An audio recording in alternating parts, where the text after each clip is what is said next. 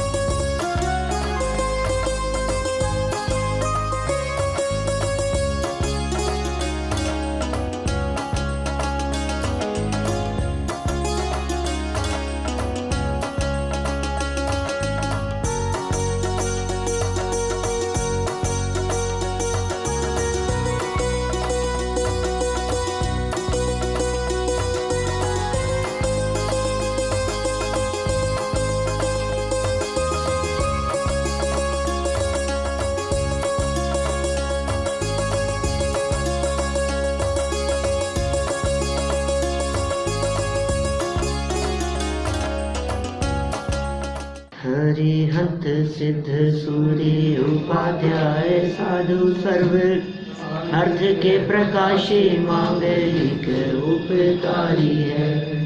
तिनको स्वरूप जाने रागते भई जो भक्ति काय को नमाए स्तुति गोचारी है।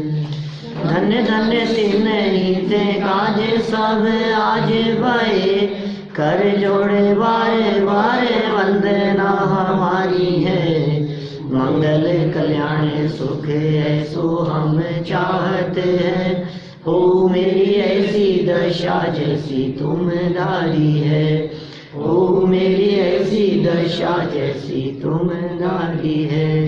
हो मेरी ऐसी दशा जैसी तुम धारी है। क्षत्र चूड़ामणि नामक यह ग्रंथ और जीवनधर कुमार निकले थे तीर्थ वंदना के लिए। तीर्थ क्षेत्रों की वंदना करने की भावना उनके हृदय में जागृत हुई और सच में वे तीर्थ पुण्यशाली जीवों की विचरण स्थली होने से जगत के जीवों के हृदय में सहजी धार्मिक भावनाओं को बढ़ाने में निमित्तभूत होते हैं। जिन स्थानों से ज्ञानी पुरुषों ने विचरण किया हो, जहाँ तीर्थंकर आदि के गर्वाधिक कल्याणक हुए हों, वह भूमि भी वंदनीय हो जाती है, वह भूमि भी पूजनीय हो जाती है। तीर्थ यात्रा के दौरान ही जीवनधर कुमार का सम्मान किया गया।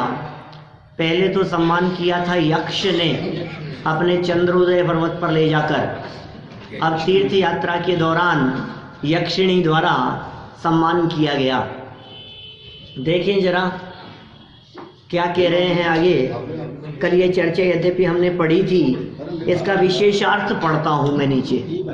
विशेषार्थ रखिए, यहाँ प्रकरण ही दूसरा है। यहाँ से है ना, तीर्थ क्षेत्र की रक्षिका यक्षिणी पर न तो जीवनधर कुमार ने कोई उपकार किया है, न उससे किसी प्रकार की याचना की और न उसका स्मरण भी किया है, फिर भी यक्षिणी ने उनका सम्मान किया। एक गजब बात है। देखो, यक्ष ने सम्मान किया तो कोई बड़ी बात नहीं थी। आपकी वजह से मैं मर करके यक्ष हुआ, आपने मेरे ऊपर उपकार किया था, इसलिए किए हुए उपकार को स्मरण करके यक्ष ने सम्मान किया था। ये यक्षिणी क्यों सम्मान कर रही है? इसका तो कोई परिचय भी नहीं है पुराना। अनजान अपरिचित व्यक्ति का सम्मान कहाँ तक उचित है?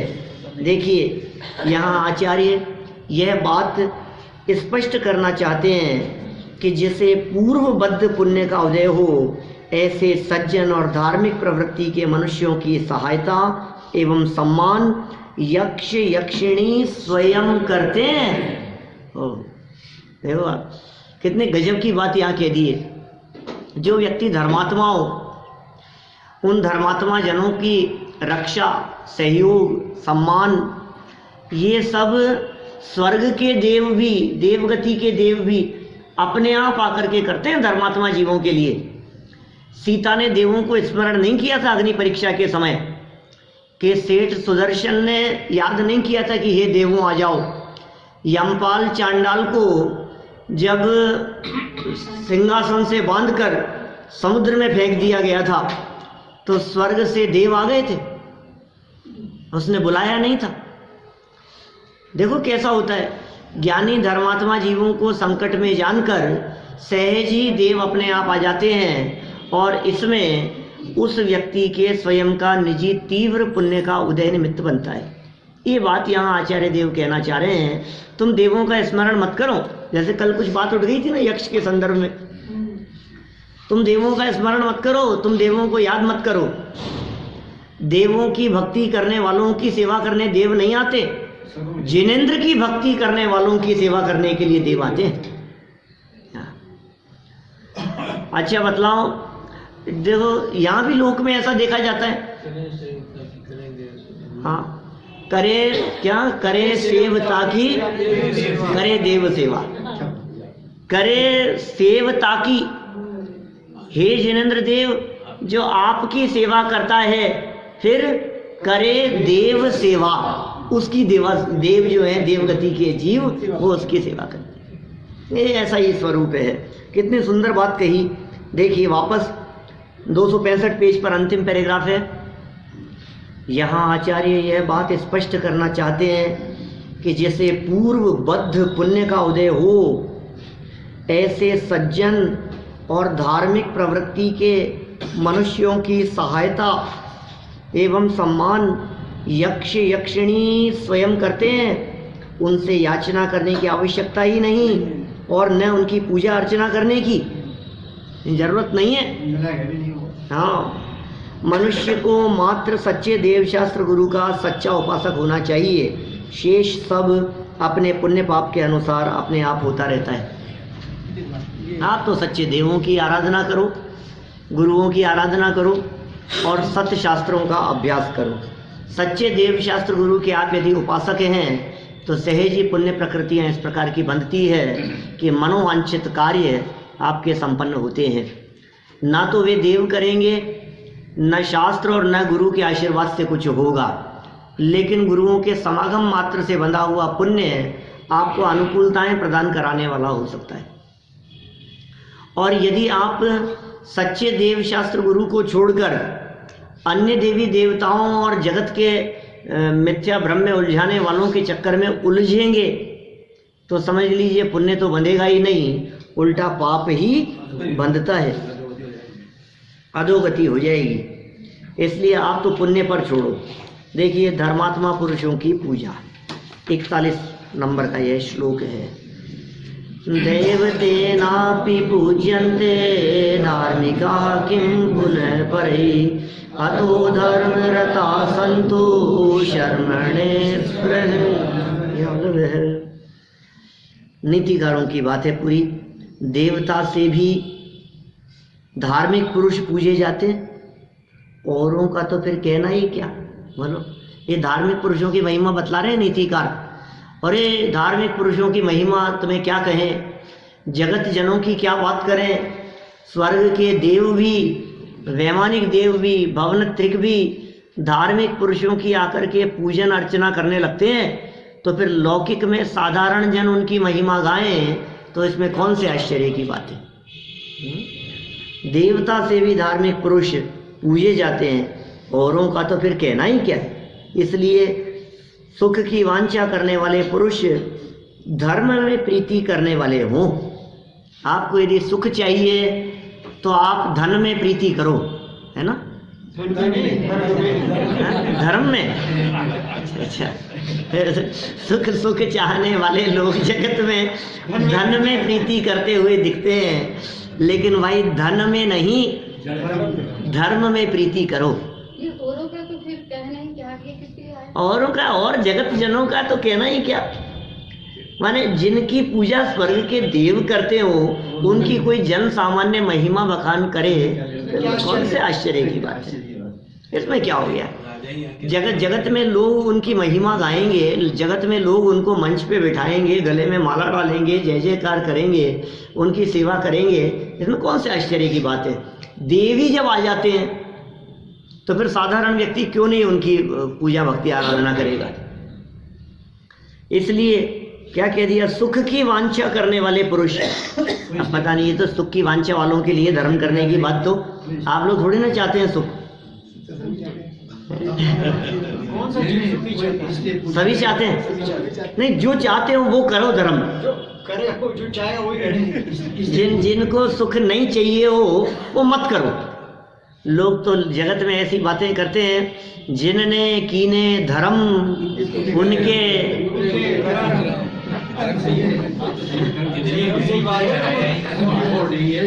बोलो करना क्या है तुम्हारे को। सामने से किसी व्यक्ति ने कहा तो हमने हाथ जोड़ के उससे कहा, भैया तुम्हारी भावना जल्दी सफल हो।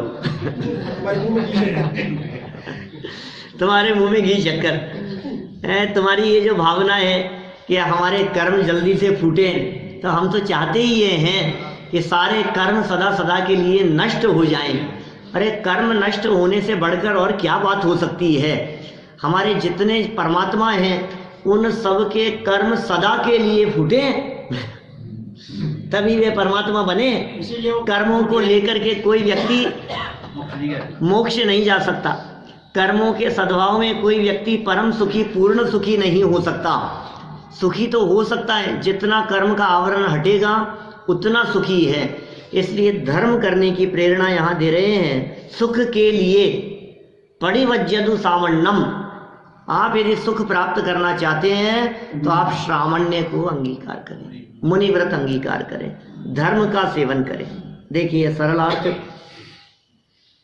देवगति के देव भी धर्मात्मा पुरुषों की पूजा करते हैं, तो अन्य सामान्य पुरुष धर्मात्मा का आदर सत्कार और सहयोग करें तो इसमें क्या आश्चर्य। अतएव सुख की कामना करने वाले सभी व्यक्तियों को धर्म को ही स्वीकार करना चाहिए। आप भी धर्म की प्रीति बढ़ाओ और धर्म में ही मग्न हो जाओ। धर्म जो है, धर्म से ही सुख है। जगत में वो दोहा बहुत प्रसिद्ध है, अनेक बार आप लोगों ने सुना होगा। धर्म करत संसार सुख, धर्म करत निर्वाण, धर्म पंथ साधे बिना नर तिर्यंच समान, नर तिर्यंच समान। सुना है पहले, कभी सुना तो होगा। दरोगा जी के मंदिर के पास है ना, दरोगा जी के मंदिर बाहर लिखे, धर्म करत संसार सुख और धर्म करत निर्वाण। दो है, महावीर जी में भी है, बाहर लिखे। दो धर्म कह दिए यहाँ। एक धर्म करने से संसार सुख भी मिलता है, धर्म करने से निर्वाण भी मिलता है। बोले संसार सुख भी मिले और निर्वाण भी मिले, ये दोनों काम एक साथ एक ही धर्म से कैसे हो सकते हैं। भाई दो धर्म हैं, एक व्यवहार धर्म है, एक निश्चय धर्म है। व्यवहार धर्म से संसार सुख माने वो पुण्य रूप धर्म है, उस पुण्य रूप धर्म से लौकिक अनुकूलताएं, सांसारिक सुख मिलता है। और जो वास्तविक धर्म है, जो पुण्य पाप से परे है, निश्चय धर्म, उससे निर्वाण अर्थात मोक्ष की प्राप्ति होती है। धर्म करत संसार सुख, धर्म करत निर्वाण। और उन जीवों का क्या होगा जिन्होंने धर्म का पथ नहीं अपनाया है। नर तिर्यंच, वो नर कैसे, तिर्यंच समान। धर्म करत संसार सुख, धर्म करत निर्वाण, धर्म पंथ साधे बिना नर तिर्यंच समान। धर्म का पथ यदि नहीं अपना, अरे भाई खाना पीना सोना भोगना ये तो तिर्यंच भी करते हैं। बोलो, क्या तिर्यंच खाते पीते नहीं है? क्या तिर्यंच भोगते नहीं है? क्या तिर्यंच सोते नहीं है? ये सब तो तिर्यंच भी करते हैं। तिर्यंच माने समझ गए ना, पशु पक्षी, ये तो सब वो भी करते हैं। हम तो मानव हैं, कुछ तो फर्क होना चाहिए। तुम मानव हो, कुछ फर्क करो, कोई अंतर होना चाहिए। कि वे पशु हैं, वहां से परमात्मा बनने का मार्ग नहीं मिलता। परमात्मा बनने का मार्ग ये मनुष्य गति से होता है। देखो आप, वे सिंह के जीव, भगवान महावीर स्वामी जो शेर की पर्याय में थे, वे कालांतर में परमात्मा बन गए। जो हाथी का जीव, जहाँ से मोक्ष मार्ग की शुरुआत की पार्श्वनाथ स्वामी ने, कमठ मरुभूति भाई थे ना, तो मरुभूति के कहने पर कमठ जो थे उन्हें देश निकाला दे दिया गया। मरुभूति की पत्नी के साथ के ऊपर खोटी दृष्टि डाली कमठ ने। दोनों भाई भाई थे, मंत्री के बेटे थे, विश्वभूति नामक मंत्री के बेटे थे ये। तो देश निकाला दे दिया। राजा अरविंद थे, राज्य करते थे। राजा अरविंद के मंत्री थे विश्वभूति। राजा अरविंद उनके मंत्री थे विश्वभूति, और उनके दो पुत्र थे कमठ और मरुभूति, मंत्री के बेटे। तो जो कमठ था वो तो हम जानते ही हैं कौन था, और जो मरुभूति थे वो आगे 10वें भाव बाद पार्श्वनाथ बनने वाले। कमठ और मरुभूति भाई भाई थे दोनों। आज जो कमठ पार्श्वनाथ स्वामी पर उपसर्ग करता हुआ दिखाई दे रहा है, ये दोनों सगे भाई थे। फिर क्या हुआ कि वो सेला पटक दी गई इनके ऊपर। मतलब राजा के कहने से, कहानी पता है ना सबको, इसलिए कुछ नहीं मालूम, कुछ भी कहानी नहीं। अभी मैंने वहाँ पंचकल्याणक में भी चर्चा की थी इसकी, पार्श्वनाथ स्वामी का पंचकल्याणक था, तो ये चर्चा की हुई वहाँ। देखो फिर बतलाता हूँ थोड़ी बात, इतनी तो समझ में आ गई। राजा कौन था? अरविंद। मंत्री कौन था? विश्वभूति। विश्वभूति मंत्री के दो बेटे और मरुभूति, कमठ और मरुभूति। तो राजा के साथ में मरुभूति किसी काम से चले गए युद्ध के लिए, और पीछे से कमठ ने मरुभूति की पत्नी पर खोटी दृष्टि डाली। जब लौट करके आए तो पता लगा मरुभूति को, उसने राजा से शिकायत कर दी कि भाई साहब ने मेरे साथ ऐसा किया। बड़े भाई थे, कमठ बड़े भाई थे। तो राजा ने ये जानकर उसका काला मुंह किया, गधे पे बिठा करके देश निकाल दिया उसको। अब कमठ का जब निकाला दे दिया तो ये जंगल में चला गया। जंगल में तपस्वी लोग तपस्या कर रहे थे, उनके आश्रम में चला गया। बुद्धिमान तो था ही, और उनसे वो तपस्या सीखने लगा और तपस्या करने लगा वहाँ जंगल में। बाद में मरुभूति को थोड़ा सा ऐसे लगा कि यार अब जो भी किया सो किया, आखिर थे तो भाई साहब ही, इतना बुरा हुआ उनके साथ में, ऐसा तो नहीं करना चाहिए। देखो आप सज्जनों का चित्त कैसा होता है, खबर लेनी चाहिए, उनको बुला लेना चाहिए। अब राजा ने भी इतनी बड़ी सजा दे दी, मैंने तो थोड़ी सी बात कह दी थी कि गलत किया है, ये क्या हो गया, चलो चल के माफ़ी मांग लेता हूँ और ठीक हो जाएगा सब। तो कमठ से माफ़ी मांगने के लिए ये मरुभूति जंगल में गए, और वो वहाँ एक टांग पर खड़े होकर अपने हाथ में बहुत बड़े पर्वत का शिलाखंड उठाकर तपस्या कर रहा था। मरुभूति वहाँ पहुँचे, तो पहुँचकर मरुभूति ने क्षमा मांगी। क्या भाई साहब गलती हो गई, माफ करो, आप चलो, इंतजार है घर पे। तो उसको और गुस्सा आया कि जले पर नमक छिड़कने के लिए आया है क्या। हाथ में जो सिला थी ये मरुभूति के माथे पे फेंक दी, और मरुभूति वहां से परिणामों के विचलित होने पर, आकुल व्याकुल परिणामों से मरकर हाथी बन गए। मरुभूति आर्त ध्यान से मरे और मर करके हाथी बन गए वहीं जंगल में। आयु पूरी हो गई, जीवन पूरा हो गया, परिणाम विचलित हो गए। अंत समय में परिणाम थोड़ा सा विचलित था, इसलिए कहते हैं अंत भला सो सब भला। हम लोग समाधि की भावना क्यों भाते हैं, इसीलिए तो भाते हैं ना, अंत समय, देहांत के समय में तुमको न भूल जाऊं। चलिए खैर, जो भी परिस्थिति बनी वो हाथी बन गए। इधर से बाद में कुछ काल बाद में राजा अरविंद भी मुनि बन गए थे। वो हाथी बनकर सारे जंगल में तोड़ फोड़ करते रहे और राजा अरविंद जो मुनि बन गए थे वे वहाँ मुनि अवस्था में उधर ही विचरण कर रहे थे। तो इन्हें देखकर मुनिराज ने संबोधन दिया और हाथी की अवस्था में उनको सम्यक दर्शन की प्राप्ति हुई। 9 भाव पहले है अभी, अब निरंतर धीरे धीरे करके इनका विकास होता चला जाएगा। ये मरुभूति का जीव जो हाथी बन गया, सम्यक दर्शन हो गया, अब ये स्वर्ग और मनुष्य के चक्कर लगेंगे और उधर से जो कमठ है उसके नीचे नीचे 5वें नरक में गया, 6ठे 7वें में गया, ऐसे नीचे जाता जाएगा वो। और फिर बाद में वो ऐसा बनकर फिर वो उपसर्ग करेगा आगे 9वें भाव में जाकर के, बैर भाव को लेकर के। ये अजगर भी बना था ना? हाँ, अजगर भी बना, फिर अजगर बन करके मुनिराज को खाया। भाई वो स्वर्ग से आ गया, मरुभूति का जीव स्वर्ग से आकर के मनुष्य हुआ, ये मुनि बन गया, और वो नरक से आकर के अजगर हुआ, तिर्यंच बना, और फिर आकर के मुनि अवस्था में जो मरुभूति थे पार्श्वनाथ के जीव उनके ऊपर फिर उपसर्ग किया, उनको निकल गया। माने इस तरह के प्रसंग बनते रहे। मुझे तो ये कहना है कि पशु अवस्था से भी वो सम्यक दर्शन की प्राप्ति करके उन्होंने अपने जीवन में मोक्ष मार्ग की शुरुआत की। मोक्ष की पूर्णता मनुष्य गति से ही संभव है। सम्यक दर्शन की प्राप्ति 4 गतियों में हो जाती है। यह मनुष्य जीवन संयम अंगीकार करने के लिए मिला है, बाहर में उत्कृष्ट रीति का धर्म अपनाने के लिए मिला है। जो जीव यहाँ मनुष्य अवस्था प्राप्त करके भी धर्म ना करे तो पशु समान कहा गया है।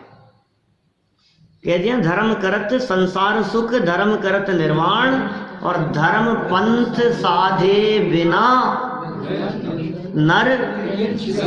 ये मनुष्य पशु समान है। हमने क्या किया ये मनुष्य जन्म प्राप्त करके? भर्तरी ने नीति श्लोक में बहुत सुंदर बात लिखी, ये शाम न विद्या न तपो न दानम, ज्ञानम न शीलम न गुणो न धर्म है, ते मृत्यु लोके भुविभार भूता, मनुष्य रूपेण मृगाशरन्ति। 6th क्लास की संस्कृत की पुस्तकों में मिलेगा क्या? 6 में ना मिले तो 7th में होगा, मतलब 6th 7th क्लास में संस्कृत की किताब में 6 से कंपलसरी हो जाता है संस्कृत, उसमें आपको ये मिलेगा। भर्तरी के नहीं, उसी समय से याद है क्या कहा?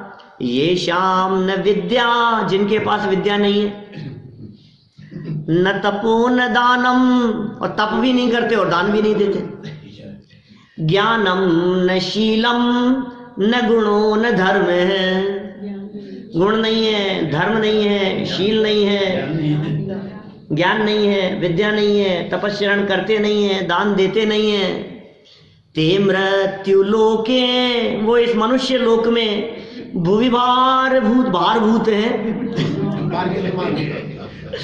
धरती पे भार है वो। ते मृत्यु लोके भूविभार भूता, और इतना ही नहीं, मनुष्य रूपेण मृगाशरन्ति, मनुष्य होकर के भी मनुष्य के शरीर में पशु के समान है। इस धरती पर भार है क्या? जिनमें गुण धर्म नहीं है, जो सच्चे धर्म को पहचानते नहीं है, और जिनके जीवन में व्यावहारिक धर्म भी है नहीं। तो कितने सुंदर ये धर्म। अभी तो धर्म की परिभाषाएं बतलाएंगे, धर्म किसे कहते हैं, धर्म का क्या स्वरूप है, जनागम में धर्म की कितने प्रकार से व्याख्याएं आती है, धर्म का मतलब क्या है, पहले धर्म तो समझो। धर्म धर्म सब कोई कहे, धर्म न जाने कोई है। सारा जगत धर्म धर्म की बात करता है, और धर्म है क्या कोई जानता नहीं है। ज्यादा करो तो कबूतरों को ज्वार डाल दो, गायों को घास चारा डाल दो, बंदरों को केले खिलाओ, अस्पतालों में जाकर के मरीजों को देखाओ, ये धर्म हो गया। या फिर समझो तो लोगों को तीर्थ यात्रा करवाओ, धर्म हो गया। बोलो, यही समझ रहा है सारा जगत, यही समझ रहा है। मैं बात दीपेश जी की नहीं कर रहा हूं मैं सभी लगे हैं ना। अभी दीपेश जी ले जा रहे हैं, अभी अजय जी यात्रा ले जाने की कह रहे थे, बस भर के ले चलेंगे अपन यात्रा के लिए। हमारे मामा जी लगे रहते हैं योगेश जी, वो ये चलता रहता है ऐसे ही कभी कभी सब कोई ना, मतलब ऐसा समझ रखे। अभी देखो आप तो समझ रहे हो इस बात को, लेकिन यदि हमने सिर्फ इतना करके ही ये समझ लिया कि हम बहुत धर्मात्मा हो गए तो भ्रम में है। तीर्थ यात्राओं का बिल्कुल निषेध नहीं है, अच्छी बात है। कल तो हमने बात तीर्थ क्षेत्रों की कितनी महिमा की बात कही थी। तीर्थ क्षेत्रों की अपने आप में बहुत महिमाएं हैं और यथाशक्ति यथासंभव तीर्थ यात्राएं करना भी चाहिए, जाना भी चाहिए, और आपके पास में सामर्थ्य है तो ले जाना भी चाहिए। लेकिन यह करके कोई मैं बहुत धर्मात्मा हो गया, इस धोखे में मत रहना। क्या हमने कोई बहुत बड़ा काम कर दिया है, ऐसा नहीं है भाई। कहाँ कहाँ धर्म में क्या हो रहा है। 4 मालाएं बैठ करके रोजाना फेरता है और समझता है मैं बहुत धर्मात्मा हो गया। बोलो, अपने हृदय पर हाथ रख करके सोचना, यदि आप अपने आप को धर्मात्मा समझते हैं तो धर्मात्मापन के पीछे बेस क्या है। यहाँ से बाहर निकलने के बाद में कोई व्यक्ति टोक करके कह दे ना, ये देखो ये निकल रहे हैं, बड़े धर्मात्मा बनते हैं, तो फिर देखो आप 2 की 4 सुनाएगा उसको। फिर उसको सब बतला देगा। तुम मेरे को कह रहे हो, तुम्हें पता है, तुम कह रहे हो जो मंदिर के सीढ़ियां नहीं चढ़ते कभी, मेरे को कह रहे हो दिन भर में 4 घंटा मेरा मंदिर में बीतता है। 27 बार तो शिखर जी की वंदना कर चुका हूं मैं। 4 बार बुंदेलखंड की यात्रा कर ली मैंने। 6 मालाएं रोजाना फेरता हूँ, क्या 2 प्रवचन सुनता हूँ, दिन भर टीवी भी देखता हूँ, तो टीवी में भी जनवाणी और पारस चैनल ही देखता हूँ। क्या अब तुम मुझे कहोगे कि मैं पापी हूँ? मुझे बताओगे धर्म क्या होता है? मैं यदि बख्शाल करने के लिए नहीं आऊं तो भगवान बेचारे बिना नहाए बैठे रहे। बातें करता है खूब धर्मात्मा, खूब कितना धर्म किया हमने, मतलब अपने गुण गा रहे। इतने ग्रंथ पढ़ लिए, इतने शास्त्र पढ़ लिए, खूब पढ़ता हूँ, खूब पढ़ाता हूँ। तुम्हें पता है मैं कितना बड़ा धर्मात्मा हूँ? तो सामने वाला कोई यदि थोड़ा सा बुद्धिमान और तार्किक हो तो वो ये कहे कि अच्छा भाई दिन भर में कितना धर्म करते हो? 2 घंटा, 3 घंटा, 4 घंटा, 6 घंटा? 6 घंटा तो करते हो कि हाँ इससे ज़्यादा तो और क्या करेंगे, जान लोगे क्या हमारी? 6 घंटा तो बहुत होता है। कि सुनो, यदि 24 घंटे में से 6 घंटा धर्म नहीं, ये शुभ भाव पुण्य क्रियाएं करने से आप अपने आप को धर्मात्मा कहलाना चाहते हो, तो बाकी के बचे हुए 18 घंटे पाप करने से पापी कहलाने में क्यों संकोच होता है? क्या मतलब 24 घंटे में से धर्म, और वो भी तुम्हारे कहे अनुसार। तुम जो कह रहे हो ना हमने 6 घंटा किया, 6 घंटा करने वाले तो दुर्लभ दिखेंगे, कम ही लोग होंगे। 24 घंटे में से 2 घंटा धर्म मंदिर चले गए आप, और बाकी 22 घंटा पाप में बिता रहे हैं। और किसी व्यक्ति ने तेरे को पापी कह दिया तो उसमें तेरे कषाएं दिख रही हैं। खूब कर लिया धर्म, इसका नाम धर्म नहीं है, ये सच्चा धर्म नहीं है। ये सब बाह्य क्रियाएं हैं, ये सब जड़ रूप क्रियाएं हैं। इन जड़ की क्रियाओं से तो धर्म का संबंध है ही नहीं। और इन क्रियाओं के साथ में जो थोड़ा बहुत तेरे परिणामों में विशुद्धि दिखाई देती है, वो भी सच्चा धर्म नहीं है। क्या वो भी उपचार से उसको धर्म कहा जा सकता है। देह की क्रिया में तो दम ही क्या है, भूखे रहना पड़ गया, इसका नाम उपवास थोड़ी न है, जब तक आपके परिणाम उसके साथ में जुड़े हुए नहीं हो। धर्म तो भावों के बेस पर अंदर में उपयोग जब स्वभाव के साथ में तल्लीन होगा तो धर्म की शुरुआत होगी। ले धर्म सब कर रहे हैं, धर्म के नाम पर ही तो हो रहे हैं। बतलाओ, अभी ये चालू हो गया होगा, पोस्ट बड़े चल रहे थे सारे देश में, धर्म के नाम पर खूब खाओ और खिलाओ। क्या धर्म है गजब का? खूब पकौड़े खिलाओ, हलवा खाओ, धर्म नहीं हो रहा है? कितना धर्म है? खूब रेवड़ियाँ बांटो और न मालूम क्या क्या पकवान बन रहे हैं। क्यों साहब, ऐसा धर्म नहीं है क्या? कितना धर्म हो गया? अभी ये धर्म समझा रहे हैं। सुनो भाई, विशेषार्थ में देखो धर्म की चर्चा। धर्म की प्रीति बढ़ाने के लिए प्रेरणा दे दी मूल श्लोक में। धर्म रताः संतु, धर्म में प्रीति करने वाले हो। कौन? शर्मणे स्पृहयालवः। शर्म शब्द का अर्थ होता है सुख। शर्म शब्द का अर्थ सुख। इसलिए जो सुखी हैं उनके पास में है शर्म, और जो दुखी हैं वे हैं बेशर्म। क्या? हमारे छेड़ाला में प्रयोग किया ऐसा दौलत राम जी ने 200 साल पहले। उन्होंने कहा सिद्ध परमात्मा के लिए भोगे शर्म अनंता, ऐसी लाइन दी है। त्रिविध कर्म मल वर्जित सिद्ध महंता, ते हैं निकल अमल परमात्म भोगे शर्म अनंता। अनंत शर्म को भोगते हैं, शर्म माने सुख। तो सिद्ध परमात्मा तो शर्म सहित है, माने अनंत सुखी हैं, अनंत शर्म वाले हैं। और मिथ्या दृष्टि बोले वो बेशर्म है, क्या उनको सुख नहीं है। देखिए विशेषार्थ में धर्म के महत्व को सर्वत्र स्वीकार किया गया है। धर्म की अनेक परिभाषाएं हैं। तो बहुत सालों पहले एक लेख लिखा था धर्म के ऊपर, तो बहुत सारी परिभाषाएं रिसर्च करके उसमें निकाली थी। माने कितने तरह से धर्म की व्याख्याएं शास्त्रों में हो सकती है, फिर असली धर्म क्या है और फिर धर्म का स्वरूप कैसा हो सकता है। चलो कुछ करते हैं चर्चा। आज ये फिर 8-9 बातें यहाँ इन्होंने धर्म के संदर्भ में लिखी है, बड़े मार्मिक बिंदु हैं। उपकथा तो आज नहीं कल ही चल पाएगी, आज तो हम धर्म की ही चर्चा कर लें। दया को धर्म कहा गया है, क्या? दया विशुद्धो धम्मो, ऐसा दया जो है, दया मूल है धर्म का, दया धर्म का मूल है, पाप मूल अभिमान। तुलसी दया न छोड़िए जब तक घट में प्राण। दया धर्म का मूल है और पाप मूल सारे जितने जगत में पाप होते हुए दिखाई देते हैं, अभिमान मूल में दिखाई देता है। ये दया को मूल कहा गया है, यहाँ धर्म कहा गया है। दया धर्म है, लेकिन कौन सी दया? अब यार दया को धर्म कह दिया गया है कि साहब हम तो दया करते हैं, साहब दया करो दया करो। अरे दया करो पहले अपने पर।